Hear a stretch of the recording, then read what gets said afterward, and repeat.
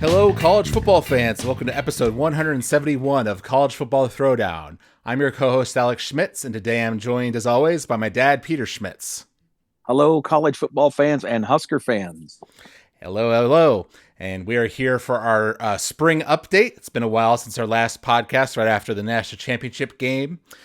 We are a father-son duo here to talk about college football by college football fans for college football fans.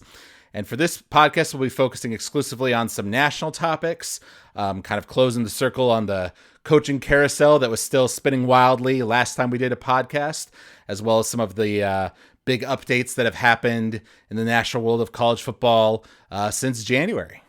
That's right.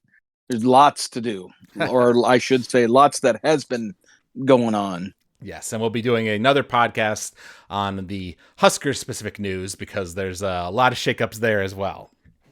Yes. But before we dive into all that, we've got to stick with our tradition and open up a cold beverage.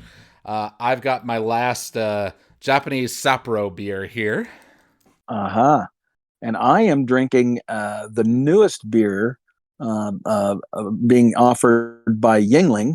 It's the last one of this particular variety that I have because I'm now back in Michigan and they don't sell Yuengling here. But it's called Flight, just the word Flight, and it's a less than 100 calorie next generation light beer. It's called, and it's the Yuengling Flight.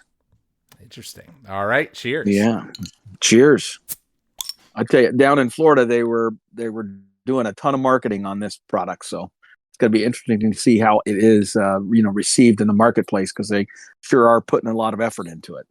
Oh yeah, but you like it? You've already had it?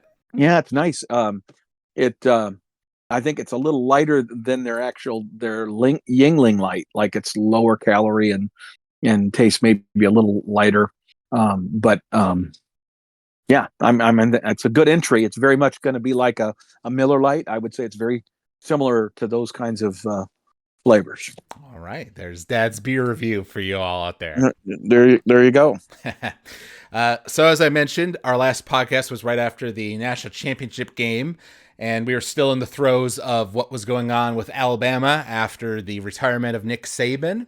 And there were lots of names being thrown around. It was a crazy week, but you can tell that Saban had talked to the administration ahead of time, and they were already doing some work and had the people they wanted in mind. Because just a few days after we did that podcast, it was announced that Kalen DeBoer, who was Washington's coach and coached them to a trip to the national championship game, was leaving to go to Alabama. Which did seem like it caused some, kind of hurt feelings among the Husky fans out there. But you can't blame him for taking, such a step up of a job, right? Well, that's correct. I mean, that's the opportunity of a lifetime for him, and he wasn't really tied to the West necessarily. As far as his history, most of it had been in the heartland, frankly. So. He's kind of just moving up the football ladder a little bit, right? Now, I would say that the bigger surprise is you just were in the Final Four at the University of Washington. They just joined the Big Ten, so they're going to be in the big money soon enough. And you don't ever want to be the guy that follows a legend, right? You want to be the guy that the guy who follows the legend. Right. That's the sweet spot you're hoping to hit. So it'll be interesting to see how much patience Alabama has with him because he's not an Alabama guy. And but from what I know of DeBoer, he is highly, highly regarded and is, I think, got as good a chance of anybody of being successful. Great recruiter. And a really, really good tactician, actual X's and O's coach. Right. Now, if I recall right from that last podcast, you kind of thought that the best choice, even if he might not be the most popular, was Lane Kiffin, since he does have those Alabama ties and was working with Saban for quite some time. What do you think of that now in retrospect? I think that the athletic director at Alabama knew what he wanted. Knew the type of coach that he wanted, and I think that the whole connection to Alabama, connection to Nick Saban was not a priority for him. Mm-hmm. Yeah, no, that's fair. And yeah, I think it's a pretty good choice for them, at Alabama. I do feel sorry for Washington. We'll get into that more in our Nebraska specific podcast, but they've lost a lot after having a great season. Right. If you look at DeBoer, I mean, he was going to lose a bunch of his best players, right? They were all graduating. So that was a peak year for that Washington program, whether he stayed or left. And so him taking the opportunity to move on to a greener pastures and a better opportunity, it just was a natural fit. Yeah. And so they also got their replacement pretty quick at Washington, which is Jed Fish from Arizona, who had a good season. I want to say they went like 11-3 or something close to that. And Arizona replaced him with Brent Brennan, who was the San Jose State head coach. So that kind of completed that cycle of the coaching carousel over there. Right. Yeah. What do you think about the Jed Fish hire for Washington? Again, I from what, because that also is going to play into Nebraska here again shortly when we talk about things later. I actually thought it was a good hire at that time. I thought it was a very good hire. I think he's an up and coming coach. If you looked at who was available, I think he was a guy that would have that I think will do well there, frankly. Mm-hmm. Yep. Well, and he clearly he has the skill of taking guys that aren't the top recruits, more 2 stars and 3 stars, and getting them to play at a high level, which is something that he'll need to do at Washington as well, though probably to a lesser extent than he had to at Arizona. Right. Exactly. And he was, again, much like DeBoer, kind of moving to a better neighborhood, right? He's leaving an Arizona team that is going to be moving on to the Big 12, and instead is going to be heading up a program that's going into the much larger money Big 10. Yeah. So from that standpoint, I think as a coach, that's where you'd like to be if you could make it happen. Very true. And similarly, on the last podcast, we talked a bit about if Jim Harbaugh was going to leave, because, there's always discussions in every Michigan offseason if he was going to leave for the NFL. And after A, finally doing what he wanted to do and winning a national championship, and B, running into all the issues he did with the NCAA the past season, we both thought that it was more likely than not that he would leave. And once again, that turned out to be true pretty shortly after the fact. He announced that he'd be leaving for the LA Chargers. And unsurprisingly, Michigan promoted from within their offensive coordinator, Sharon Moore, who had been in some of the other head coaching, conversations that have been going around that time. He was well respected. He had been the interim head coach during the games where Harbaugh was suspended from being out on the field and things like that. So he kind of already, got his training wheels in, I guess you could say, as a head coach. But I'm curious, what are your thoughts on that decision by Harbaugh and the administration? And what have you heard about that from your friend Brian, our big Michigan fan? Brian is taking a wait and see on the Sharon Moore hire and whether or not that will work long term. He obviously respects what he did. And the thing that you have to, appreciate about Moore is, he's a guy that has kind of paid his dues, right? Like he has been successful at a lot of the previous places he's been at. So it's kind of appropriate that he gets this next opportunity. He kind of ended up being in the right place at the right time. But again, much like I said about DeBoer, Coach Harbaugh's decision to leave was made easier by the fact that they were clearly at a peak on the roster, right? they had not only a lot of talent, but they had a lot of mature talent on that team that won the national championship. They still are going to have a lot of talent, but it's not going to be nearly as mature. And so it's going to be interesting to see how quickly Moore can stabilize what's going on there in Michigan, and what he can do in terms of navigating whatever the ultimate total of suspensions and penalties that they receive from the NCAA regarding the multiple investigations that are going on there with the Right. NCAA. Right. Well, that was going to be my other topic, which is that it does kind of look like, Harbaugh's kind of walking away from a fire, that he left behind, because we all know about the sign stealing stuff that really blew up last year.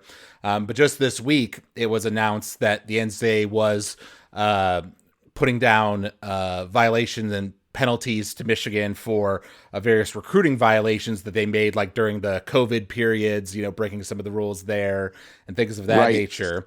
So that's supposed to be a 3-year probation that includes, reduced recruiting numbers and things of that nature. Right. Well, and the thing is that usually, historically, again, the NCAA has no teeth, so who knows what's going to happen. But if the infractions committee does in fact conclude that Michigan is guilty of some of these other accusations that they're still investigating, typically, if you are found guilty of multiple infraction issues, in a sequence, you know what I mean, like second, third time offense type of deal. Not of the exact same thing, but I'm saying if you're already under probation and then you get another issue, then usually that elevates the punishment of that second issue, much like in a court of law, that often is the case, right? So I'll be curious to see if the NCAA has the guts to do that to the reigning national champions. Right.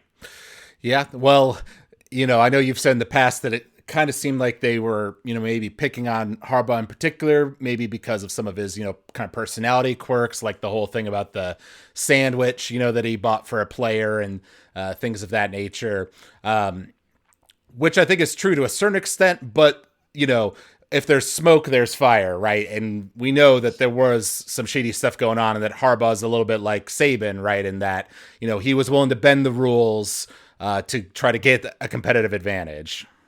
Absolutely. Yeah. Now, those that defend him, like our friends here in Michigan, they would say that, he was doing it exactly like Saban. He was bending the rules. He was figuring out just exactly where that line was and then just pushing it just a little farther where there might be some gray area. And that goes back to him doing the satellite camps and him, doing some of the crazy stuff he did in recruiting, him taking the entire team on these, trips to Europe every year and stuff, things of that nature, right? Where the official NCAA rule was you can only do that once every 4 years, and he was doing it every year. And the reason the NCAA had to put that in place was to keep people from basically trying to buy recruits' affection by setting up an arrangement where they get to do all this really cool stuff, right? The wealthy schools could start taking their teams everywhere. Does that make sense? Yep. Yeah. So I mean, that's the whole point of the rule, and he ignores it. So it's just that tendency to do that. You're always kind of raking the edge of the NCAA's rule book and pissing them off. And so of course they're going to be a little more sensitive to any occasions when you go too far. And so he was guilty of putting that target on his own back. Yeah. Very true. So yeah, that ends one of the more exciting coaching carousel years we've had in a while. We've had quite a few Yeah. big ones recently, actually. A lot of Yep. big time coaches leaving or getting fired and things of that nature. Yep. Now, I thought it'd be cool to do a quick sort of tabulation on some of the rules changes that happened in last year's season of college football. The most significant of one, of course, being the rolling clock, right? The fact that the clock doesn't stop after you get a first down, between getting a first down and the ball being set back on the field, more like the NFL rules. Then that rule, that was true except in the last 2 minutes, or was that all the time? I can't even remember that rule.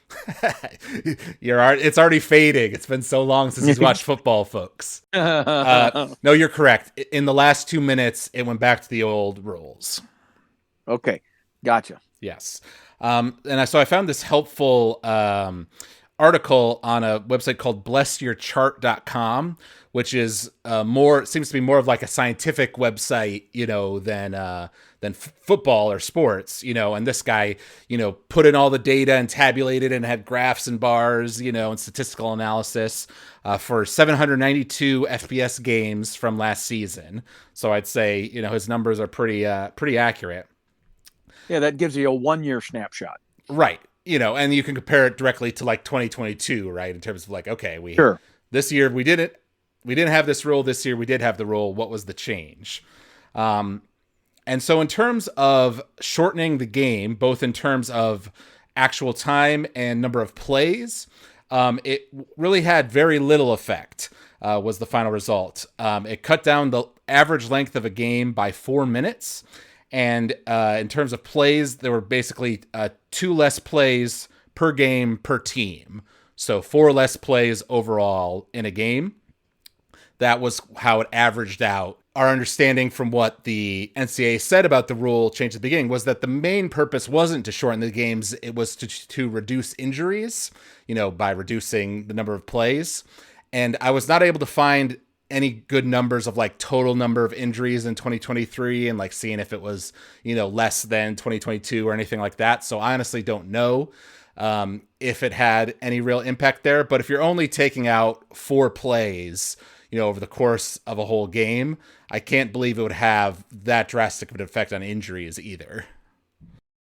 I would agree. And I don't like it because I think it takes away a considerable amount of strategy, that was built into the game, especially in the latter stages of each half, and just the overall for the whole length of the game, the ability for one team to take advantage of that clock stopping or to facilitate it starting again, so as to run it faster than the other team would want it to be running. So I just feel like it took some strategy out of the game that I personally liked and felt was more beneficial to running teams, which I tend to be more fond of.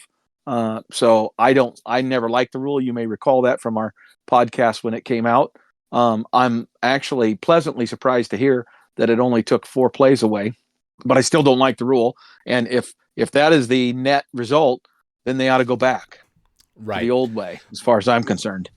I was also, when the rule was initially announced, my feeling was I don't like the sounds of that, but let's see how it is, because the NCAA Rules Committee did say like that they're willing to reevaluate this change and see if it's working, or how it plays out in practice. Right. And maybe 1 year is too small of a sample size, so they have not changed it yet. But I would say if this is the consistent result, what this guy found, then I would say both sides of the argument are probably overblown, and that it's not like changing the game so much that it's, ruining the sport, right? We still had plenty of close games, last minute comebacks, things of that nature last year. And if it's only taking out 4 plays on average, right, that's not a lot. But at the same time, it's also not helping a lot. It's not shortening the games. It's probably not, cutting down on injuries in any significant amount. So if it's, kind of a wash either way, then why not just go back to what's been working for 100 years? Right, exactly. I doubt that they'll ever review it. You know what I mean? They said that, well, we can change it back kind of thing, or left open the possibility that they would review it. Because I think the number of issues that are that those committees are confronted with every year because of various agendas within and external to the sport, are going to continue to pound them, and this will just fall into oblivion, and people will view it like you just said. In the overall, it was a minor effect, and it does put the game more in line with how the NFL operates, and so from that standpoint, you're actually bringing those two games closer together, which many would argue is a better thing for the sport. Right. Well, speaking of that, literally just today, as we're recording this on April 19th, the NCAA Playing Rules Oversight Panel announced that they had voted and approved several rules changes that will directly affect the games, some of which we kind of saw coming from last year. We knew they were in consideration. That includes helmet communication, so having a microphone, in your helmet to communicate with a coach like you have in the NFL. They approved one player on each team being able to do that, on both sides of the ball. They also approved having digital tablets on the sidelines for coaches and players, and also wanted to introduce the 2-minute warning, once again, like the NFL. Which, in terms of the 2-minute warning, I suppose that in some ways that sort of offsets a little bit, right? The fact that the clock runs faster because you get a guaranteed, timeout at the 2-minute mark, and at that point, from then on, Yep. The clock doesn't run automatically after first downs. So I feel like, I guess it's kind of a one way or the other, right? If you're going to keep the rolling clock, then you might as well have the 2-minute warning as well, or go back to the old college football rules, Right. So well, and that's why I think they'll never go back to the old ones. This new 2-minute rule concept again aligns us with more closely with the NFL rules, right? And frankly, what I said back a year ago when that other rule about running clock was introduced, this is really about them being able to run more commercials, and that each game is going to be more commercials and less game. That's ultimately what's happening here. Because now, if they measure after this gets implemented, if they measure the length of a game, I'll bet you that 2 minutes that was saved by the running clock concept will more than be consumed by a 2-minute warning, because that's now an automatic television break that will probably be 2 minutes or 3 minutes long. Well, actually, I looked at like the comments of the specifics when this rule change was announced, and it said that it is specifically not a TV break. It's supposed to stay on the field, but it said, I didn't quite understand it, but they said it was supposed to be like a slot where they could put a TV timeout to try to avoid the scenario where you have a touchdown, go to commercials, then you come back, you see the kickoff, and you go to another commercial break, right? Everyone hates that.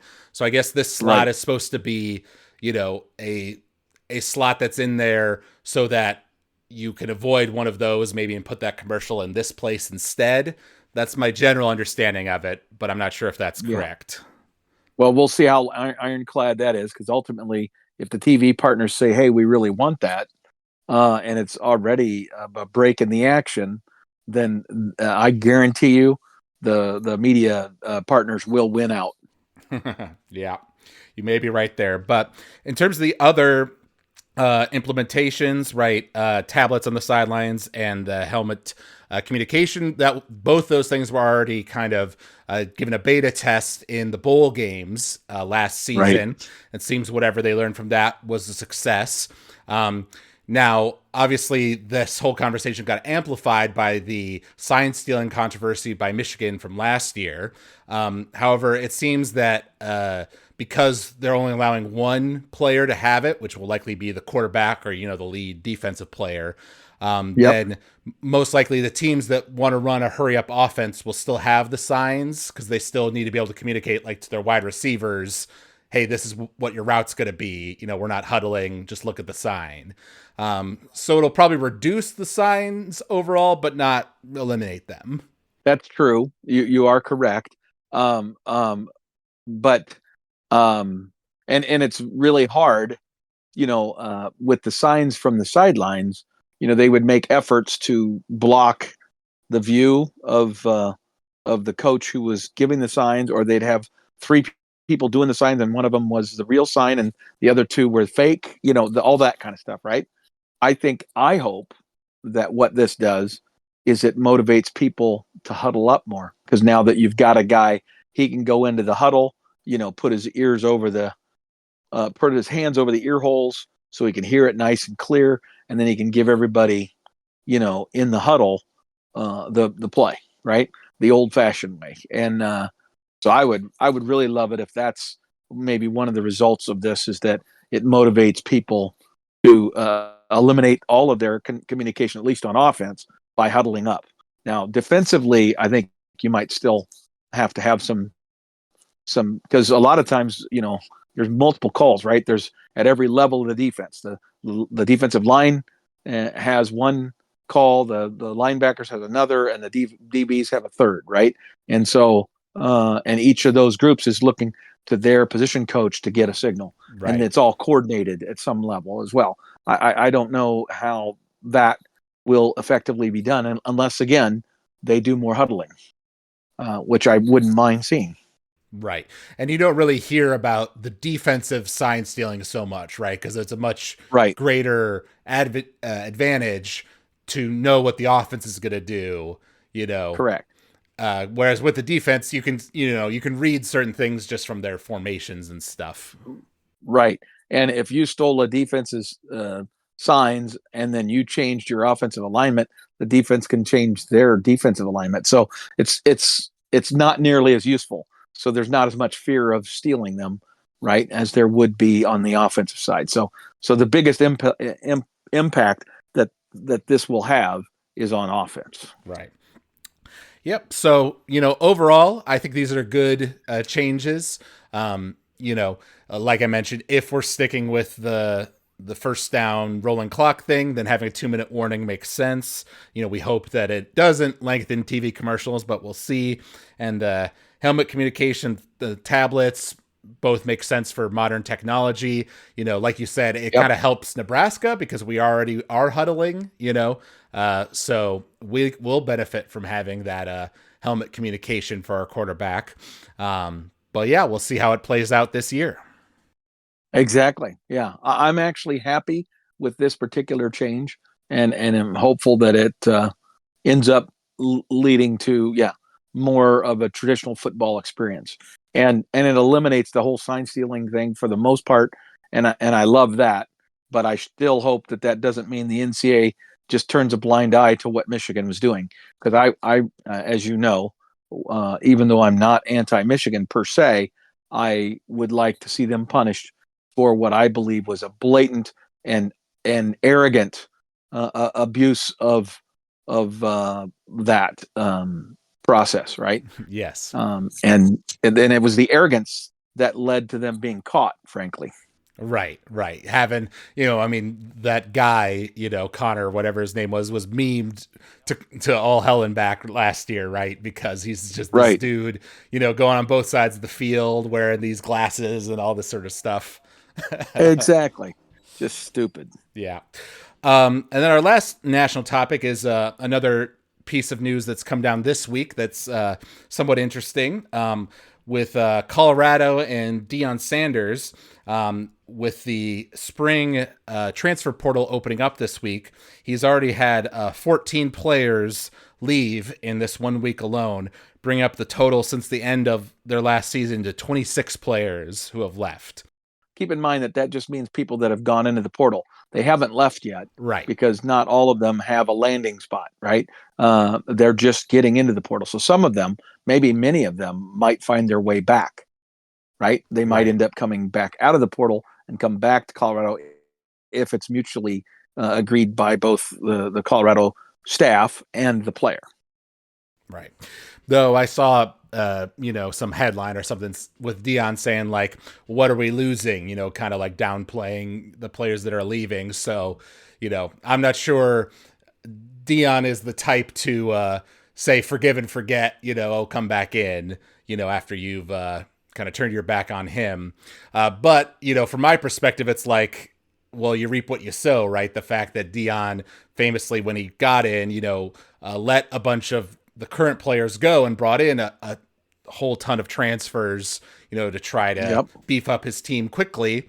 And then they ended up having a great start to their year, but a very disappointing ending, which led to some of the exodus we saw earlier on, like back in January. And now it seems like there's further stuff. I have not been following, the Colorado football saga, so I don't know the specifics on like why all this is happening. But it did include a few starter players as well, like significant contributors.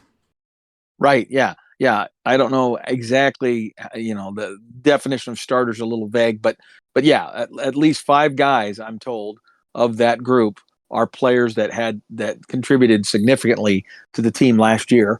And some of them are even 4 and 5 star players. So they were highly regarded going into the Colorado program.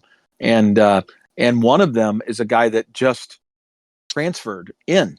So the AD from Colorado has been quoted already, maybe even tweeted on his own social media, and being very critical of the portal. I think that's just pot calling the kettle black, but complaining about the fact that these players. I mean, he didn't even play it down for Colorado, right? He came into the portal at the end of the semester in December, stayed for spring practice, didn't see or experience what he wanted, and is now leaving, right? So, and is going to end up landing somewhere else and be immediately eligible. So it allows players then to basically market their wares and dip their toe in the water and then go somewhere else. And if you're talented enough, some other programs are going to take a shot. They're going to take a chance on you, right? And in the meantime, how much money did they get in NIL from the NIL collective at Colorado, right? Right. I don't know the answers to those questions, but I suspect the answer is some money. From what I recall, when I was looking into the NIL stuff a little more thoroughly, it was like, you'd get it'd be a big number, say, $1 million or whatever, but it's like paid out, by semester over the course of 4 years. Right. So, that person, yeah, might have gotten a bit of money, but not anything like too crazy unless you're like a major player, right? And you're a quarterback and maybe there's like a signing bonus, that kind of thing. Yeah. Well, but regardless, the fact is that the NIL collective resources for that university gave him money, even if it was just for this one semester, right? He got money for the last 4 or 5 months from them, and they're never going to see this guy during an actual game, Right. right? Like that's just lost money. So if you're that school and that NIL collective, you're kind of pissed about the fact that you just wasted, giving this guy $4,000, $5,000, whatever, $10,000 a month for 4 months. Yeah, that's not huge money, but that's a lot more than any, Division One athlete ever got before, and Right. he's getting it for free, and then he's moving on to another school. I mean, it's just crazy. Right. Well, and you would hope that would be kind of a self-regulating mechanism on these collectives, right? Like as they see the trends over time and they're like, guys, we're giving tens of thousands, hundreds of thousands of dollars to 18-year-olds Right. who aren't coming here because they, necessarily love Colorado. They're coming because we gave them this money. Maybe this isn't the best, return on investment, as you might say. Exactly. Well, and can they put some stipulations on it, or would they be willing to have that kind of discipline? But again, if somebody else, if any other collective doesn't, the competitive reality is, then that's a competitive advantage. If you're willing to take that risk, knowing that sometimes you're going to get burnt, then you're never going to be outbid, so to speak, by another school. If you were to say, "Hey, we're going to be fiscally conservative here," and we're not, it's not that we're not going to give players NIL money, but we're only going to give it to them after they've actually played in a game for our team. Meaning that if someone transfers at the beginning of second semester, they don't get any NIL money until the following fall, right? Until they actually have played in a game. Right. But to do that, that would mean that you run the risk of other teams not having that policy and going ahead and giving them the money immediately. And all it takes is a couple of schools to do that, and that becomes the new standard, or you fall behind in recruiting in the portal era. Very true. Very true. I'm going to mention one more thing because we started this podcast with a conversation, and since we're on the NIL portal subject, we're going to talk about a quarterback who left Nebraska, looked like they were all set, go to Boise State, then got another person came into the portal that the Boise State coaches had higher on their list of interest, so they ended up moving in a different direction. So the kid ended up going to San Jose State and was going to be close to his brother, who plays for the San Francisco 49ers. Brock, is the quarterback at San Francisco. I'm talking about Chuba.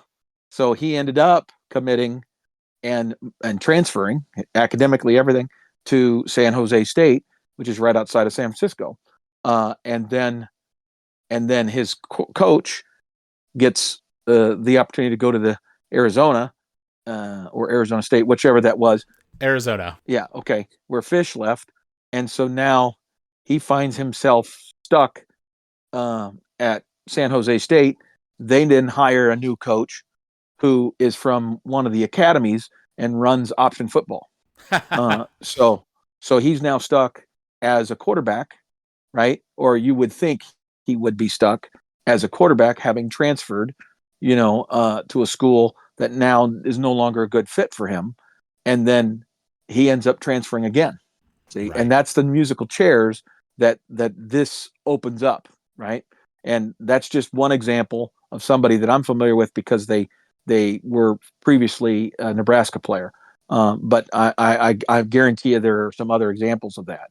And I think that's going to become more and more common, not less common as we move forward. Yep.